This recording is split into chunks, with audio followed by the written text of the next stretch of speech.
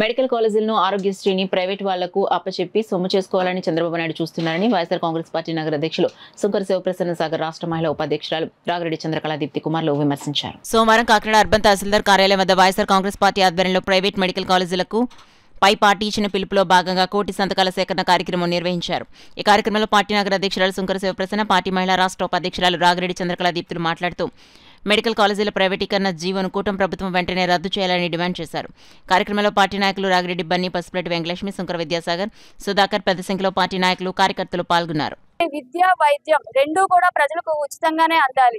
ఒక మధ్యతరగతి సామాన్య కుటుంబంలో పుట్టిన ప్రతి వ్యక్తి కూడా డాక్టర్ చదవాలని ఆశ ఉంటుంది. అలాంటి వ్యక్తులకి ప్రైవేటు పరంగా కాకుండా గవర్నమెంట్ పరంగా కూడా వాళ్ళు చదువుకోగలిగితే వాళ్ళు రేపు మంచి భవిష్యత్తు ఉంటుంది. కాబట్టి ఈ కార్యక్రమాన్ని మేమందరం కూడా కోటి సంతకాల సేకరణ కార్యక్రమం స్టార్ట్ చేయడం జరిగింది.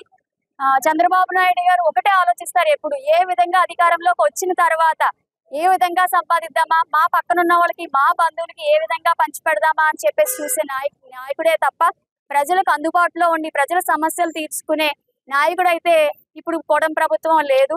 ముఖ్యంగా జగన్మోహన్ రెడ్డి గారికి ఇప్పటికే 17 మెడికల్ కాలేజీలు తీసుకొచ్చారని మంచి పేరుంది.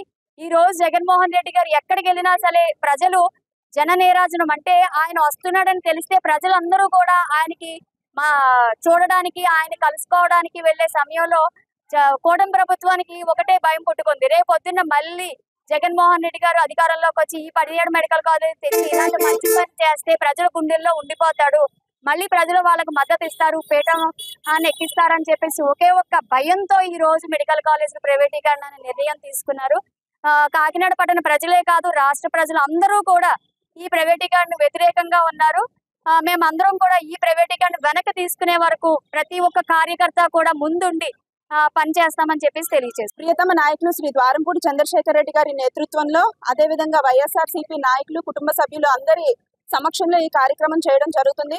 నిజంగా చాలా సంతోషంగా ఉందండి. ఎందుకంటే ఏ వార్డుకి వెళ్ళినా సరే మేము ఉన్నాము అని చెప్పి ప్రతి ఒక్కళ్ళు కూడా తమ సపోర్ట్ ఇవ్వడం జరుగుతుంది. సో ప్రతి ఒక్కరికి కూడా వైఎస్ఆర్సీపీ పార్టీ తరఫున, ముఖ్యంగా ద్వారంపూడి చంద్రశేఖర్ రెడ్డి గారి తరఫున ధన్యవాదాలు తెలియజేసుకుంటున్నాము. ఈ ప్రైవేటీకరణ అన్నది ఎవరు సొమ్మని చెప్పి ప్రైవేటీకరణ చేస్తారు అని చెప్పి ప్రతి ఒక్కళ్ళు కూడా చాలా స్ట్రాంగ్ గా మా వైపు నిలబడుతుంటే మేము చాలా ఆనందంగా కూడా ఉన్నాము. సో ప్రతి ఒక్కరికి విద్య, వైద్యం ఫ్రీగా అందాలని చెప్పి జగన్మోహన్ రెడ్డి గారు స్టార్ట్ చేసిన ఈ 17 మెడికల్ కాలేజీలు కూడా ప్రైవేటీకరణ కాకుండా మేమందరం కూడా మద్దతు ఇస్తాము. పిల్లల బంగారు భవిష్యత్తుకి మేము కూడా బాట వేస్తాము, మేము కూడా ఒక సమిధిలా నిలుస్తాము అని చెప్పి ప్రతి ఒక్కళ్ళు కాకినాడ పట్టణ ప్రజలందరూ కూడా మా తరపున నిలబడుతున్నందుకు మేము అందరం కూడా చాలా గర్విస్తున్నాము.